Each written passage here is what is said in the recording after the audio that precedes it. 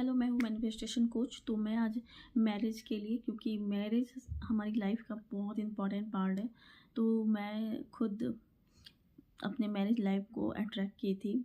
इसलिए मैं बताना चाहती हूँ कि कैसे और क्या और कैसे करना होता है। तो मैं सबसे सिंपल टेक्निक बताने वाली हूँ। तो सबसे इम्पॉर्टेंट टेक्निक क्या है कि हम जो मैनिफेस्टेशन है, लॉ ऑफ अट्रैक्शन है, उसमें हम विश्वास नहीं कर पाते हैं। इसी कारण हमारा मैनिफेस्टेशन नहीं हो पाती है। तो सिंपल टेक्निक है, इसको आप किसी भी चीज़ में यूज़ कर सकते हो और ये मैंने यूज़ की थी।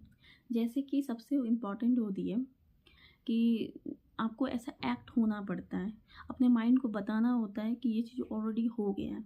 तो आप तो सोचते हैं, जैसे कि आप सुबह और शाम में जब आप सोते हो, रात में और सुबह में, तो आपको 5 मिनट तो विजुअलाइजेशन करना ही होगा कि ऐसे विजुअलाइज़ कीजिए कि ऑलरेडी आपकी शादी हो गई है और आप किस तरह अपनी लाइफ के पार्टनर के साथ घूम रहे हैं, उसको विजुअलाइज़ कीजिए। फिर कैसे आपकी मॉर्निंग होती है, इसको विजुअलाइज़ कीजिए। इसके साथ-साथ जो सबसे इम्पॉर्टेंट चीज़ होती है, ये होता है कि आपको एक्ट करना होता है। एक्ट कैसे करोगे? एक्ट ऐसे करना है कि सोचिए, अगर आपका शादी हो गई है, तो आपके जो हस्बैंड है, उसका कपड़ा कहाँ रहेगा? आप ही का साथ रहेगा। तो उसको मैंने खुद किया है कि थोड़ा जगह छोड़ दीजिए। सोचिए कि यहाँ मेरे हस्बैंड का कपड़ा रहता है।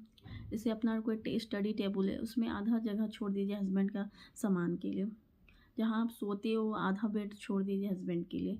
तो ये सब चीज़ अगर आप धीरे-धीरे कुछ एक्ट करते हैं, तो हमारे माइंड में लगता है कि ये चीज़ हो रहा है, हो गया है। हम ऐसी ज़िंदगी जीने लग गए हैं और इसको करने के बाद आपको छोड़ देना होता है। तो ये जो है, आपकी माइंड को बिलीव हो जाएगी कि ये ऑलरेडी हो चुकी है।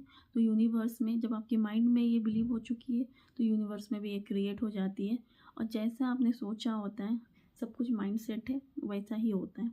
तो ये है सबसे सिंपल टेक्निक मैनिफेस्ट करने के लिए अपने लाइफ पार्टनर का। अगर मुझे सीखना है, अगर कुछ और जानना है, तो प्लीज़ कॉन्टैक्ट मी।